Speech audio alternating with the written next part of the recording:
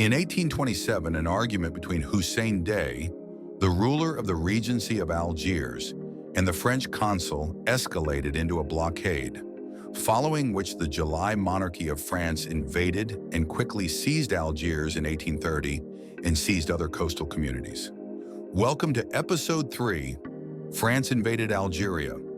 The Amazigh, the Mozabite, and the Tuareg are the indigenous peoples of Algeria, as well as of other countries of North Africa and the Sahara. The Amazigh are also known by the name Berber, which derives from the Roman term for barbarian, a name given to anyone who did not speak Latin. Before Islam, traditional Berber religion apparently consisted of sun worship, belief in an afterlife, animism, and the idea of holy men. This idea continued in Muslim Algeria, where holy men are called marabouts.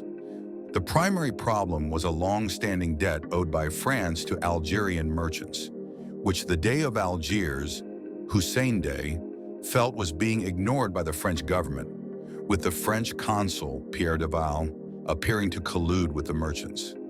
This financial dispute culminated in the fly whisk incident of April 1827, when a frustrated Hussein Dey struck the French consul, Duval, with a fly whisk, an act which King Charles X of France used as a pretext for a naval blockade and ultimately the invasion and conquest of Algeria. How are you, friends? I am Czar, educating and mirroring aspects and lifestyle from French colonialism history for you. Watching my video means a lot to me. Keep me motivated with your subscriptions, sharing, liking, and commenting to explore more about human social history. Following the failure of the ambassador's visit, Charles appointed Jules, Prince of Polignac, a hardline conservative, as prime minister. This outraged the liberal French opposition, which then had a majority in the Chamber of Deputies. Polignac opened negotiations with Muhammad Ali of Egypt to essentially divide up North Africa. Ali, although nominally a vassal of the Ottomans, eventually rejected this idea. As popular opinion continued to rise against Polignac and the king, they decided that a foreign policy victory, such as the capture of Algiers, would turn opinion in their favor again. They engineered the expedition against Algiers in a last desperate bid for public and electoral support, to no avail. Barely 3 weeks after the fall of Algiers on the 5th of July 1830, French forces landed on the Algerian coast and quickly took control of major cities, including Algiers. This military incursion followed a period of declining Ottoman authority over Algeria, characterized by rising taxes and local unrest. In the wake of their conquest, the French faced internal debates about their role in Algeria and the potential economic benefits of colonization. Prominent among the resistance was Emir Abdelkader, who emerged as a unifying figure from 1832 to 1847, rallying various tribes against French encroachment and establishing a semblance of governance.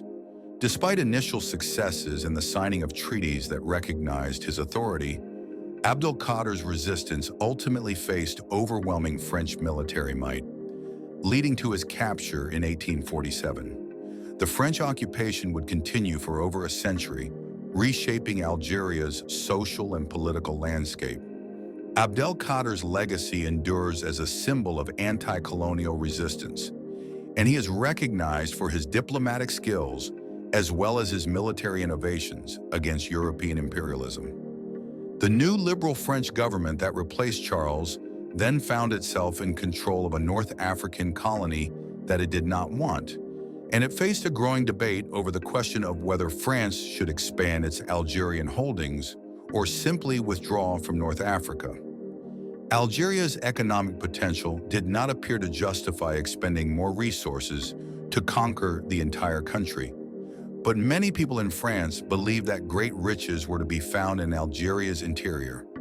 Also, many French people believed that colonization would convey the advantages of their own superior civilization to Algeria's peoples. In June 1834, the French government decided to remain permanently in Algeria, and issued a decree creating a federal position of governor-general in Africa. Many tribes accepted Abdelkader's leadership without dissent, but others feared that accepting him as a leader would cost them not only power within their tribes, but also money and property. At the same time, however, some Algerians did not regard France as a serious threat to their country. Considering the consolidation of central power a priority, Abdelkader named some of the men who resisted his leadership to positions in his newly established government. Although his influence in Oran remained tenuous, Abdelkader was the primary leader of Algerian resistance to French occupation between 1832 and 1834.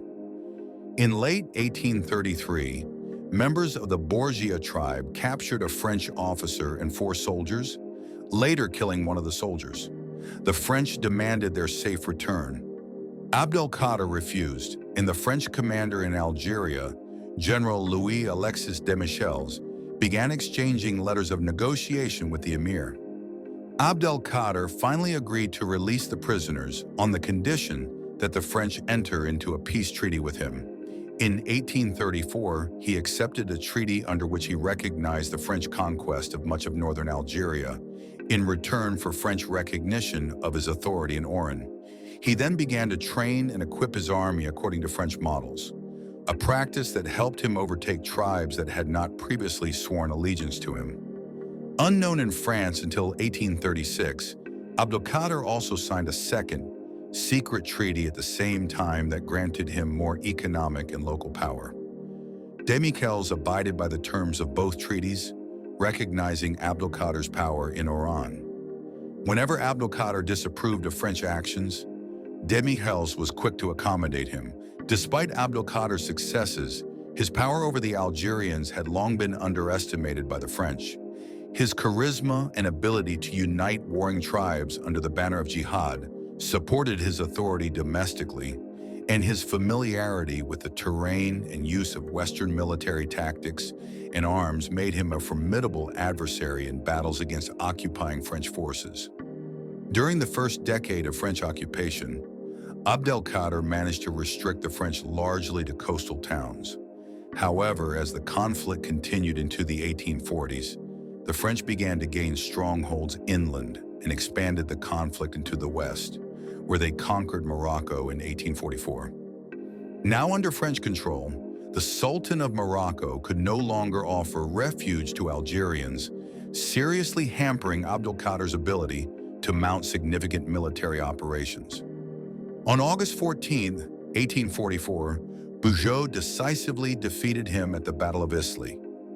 Abdelkader's armies continued fighting, but the French remained strong and gradually took advantage of divisions within Abdelkader's army. In 1846, Abdelkader failed in an attempt to take Algiers. While he was fleeing toward Morocco, he defeated a Moroccan army sent to intercept him, but lost his last strongholds in Algeria in the process. Fearful of losing his own position, the Sultan of Morocco sent his army against Abdelkader, forcing the latter back into Algeria in 1847. Abdelkader then realized the hopelessness of his position. When he surrendered to the French general Christophe Lamoricière on December 21st, he negotiated for safe passage and exile to Acre or Alexandria. However, France did not honor Lamoricière's promise and confined Abdelkader in French prisons for 4 years. Afterward, Abdelkader settled in Damascus, Syria, where he died in 1883. Abdelkader's wars against France between 1832 and 1847 marked the most powerful native resistance to European imperial forces in Africa during that period. For 15 years, he united much of a naturally divided country under his rule and established the first pan-Algerian state. He was a skillful diplomat who used treaties with France to strengthen his position relative to both the Ottoman Empire and numerous local tribes. Although France eventually prevailed in Algeria, Abdelkader's rule established a model of resistance to European imperialism. During the 20th century, he was hailed as one of the great early African state builders. During the 21st century, he became recognized as an early exponent of Islamic rule and resistance to Western modernism. The French occupation of Algeria in 1830 marked a treacherous turning point in Algeria's contemporary history, considering the circumstances it came with on one hand and the exclusiveness and importance that Algeria represented for France in maintaining its control on the other. France entrusted the task of managing its affairs to military officers and commanders whose history was linked to massacres, war crimes, burning, and genocide that killed thousands of Algerians. The most serious genocides committed by the French occupation authorities against the Algerian people occurred during the stage of military rule in Algeria, 1830 to 1871. The crime is represented in the cave of the El Farachi incinerator, where the Algeria tribe was exterminated in the Dahra region. For this reason, this research sheds light on this heinous mass Holocaust, which falls within the framework of France's barbaric policy of suppressing and crushing Algerian popular resistance by all brutal means and methods. In this Holocaust, the Algeria tribe in the Dahra region was overwhelmed because of its refusal to disarm, surrender, and submit to the authorities of the French occupation. During the war, thousands of Algerian women and girls suffered systematic rape and torture by the French military. French soldiers' rape of Algerian women began to be studied during the Algerian War. Although these studies partly reflect the women's active commitment in the conflict, they most of all reflect the power relations that characterize the war, relations within Algerian society, as well as between fighters on opposing sides. The study of these acts, the way they were carried out, the actors, their eventual punishment, and the consequences provides a more precise look at the logics that were at work in this war. Under French military control, Algerians endured harsh discrimination, poverty, and systematic exploitation, being relegated to second-class status, while European settlers enjoyed privileges and dominated economic and political life. Life under military rule involved land confiscation, forced relocation to control the population, and the use of violence, including massacres and chemical weapons, to quell resistance. This oppressive system, marked by deep societal divisions and a refusal to grant Algerians full rights, fueled a widespread nationalist movement and set the stage for rebellion and the prolonged Algerian War for independence. Under French control, religion in Algeria became a central marker of identity, with the French authorities exerting control over the Muslim population while simultaneously promoting Christian missionary work and establishing a hierarchical system for Islam. Efforts to erode Algerian Islamic identity included confiscating religious endowments and regulating religious practices and personnel to weaken resistance. This created religious divisions, with Christianity becoming associated with European settlers and Islam with the indigenous population, fueling later nationalist movements. Since its occupation of Algeria, France sought to eradicate the Islamic identity by targeting its fundamental elements, religion and language. It partially achieved its goals by seizing all endowments that provided funding for education and demolishing many mosques that served as schools. Additionally, the French authorities did not expand the opening of French schools for Algerian children, depriving the people of education, which meant depriving them of knowledge of their language and religion. The colonizers believed that the only means to eradicate the idea of independence from the minds of nationalists and extinguish the spirit of resistance was to undermine Islamic education and obliterate the principles of Sharia law, which they mistakenly believed were the sole source of civil strife and a means to escape foreign rule. Algerians fought against the French policy of marginalization. They turned to establishing independent schools, but France enacted special laws to hinder their efforts. The colonial government was more lenient in granting licenses for opening bars than it was for opening schools. When we Algerians demanded the opening of schools, their response was that we were not qualified for them because we were a people who neither accepted education nor knowledge. The opening of a significant number of independent Arabic schools starting from the 1930s made a major contribution to the development of cultural, literary, and intellectual movements in Algeria. In every Algerian city, Arabic schools emerged, welcoming children who were eager to learn Arabic, appreciate its literature, and attempt to imitate its texts and writing styles. The number of these independent Arabic schools established by the Association of Algerian Muslim Scholars in the year 1950 reached 400 modern schools.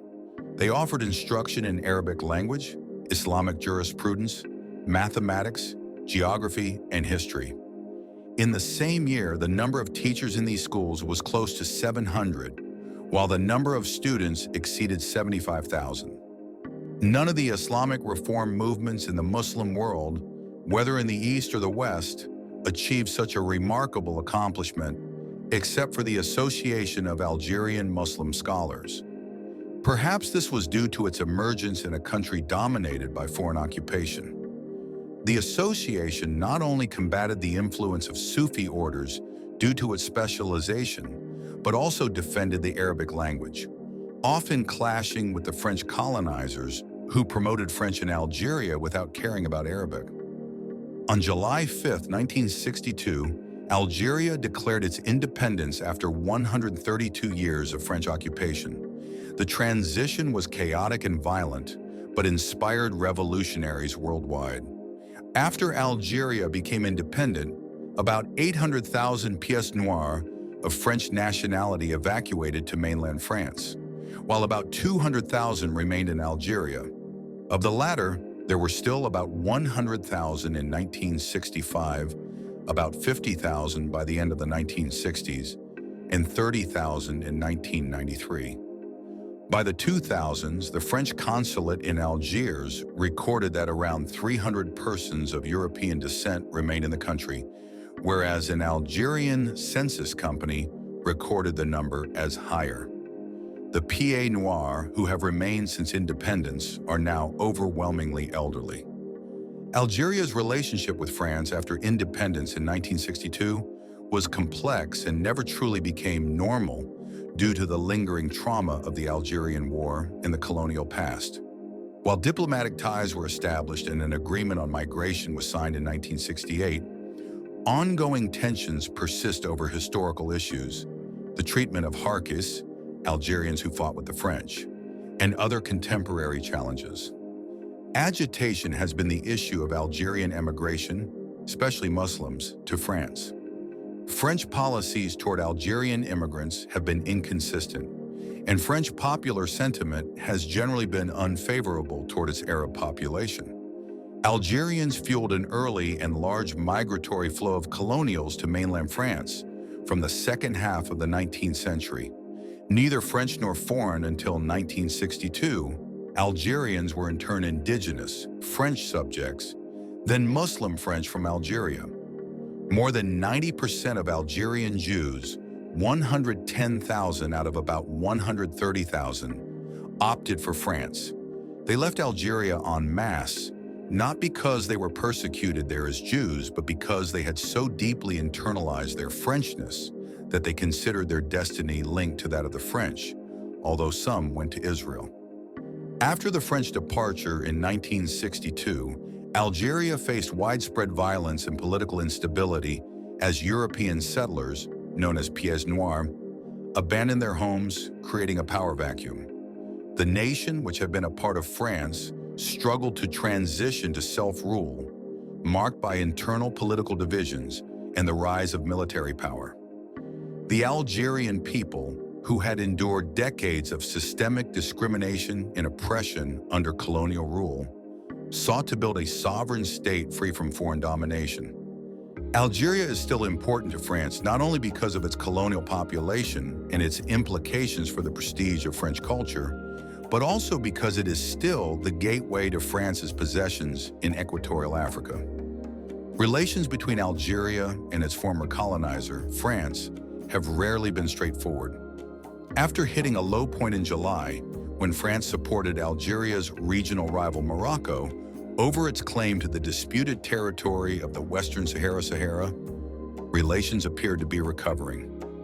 Certainly, the blood of hundreds of thousands of Algerians is still not dry in the minds of Algerians, still frozen as ice, but for world powers today, it is not really that important. Many kids were killed, and women were raped, their culture demolished, and their land occupied. In their own land, they had the status of second-class citizens. Thank you once again for being on my channel. See you in the next episode of French Colonization. If you find this content informative, your subscriptions, comments, sharing, and liking will be my reward. That will keep me motivated to explore more about social life and history in today. Take care of yourself and your well-wishers. Until the next video, bye-bye.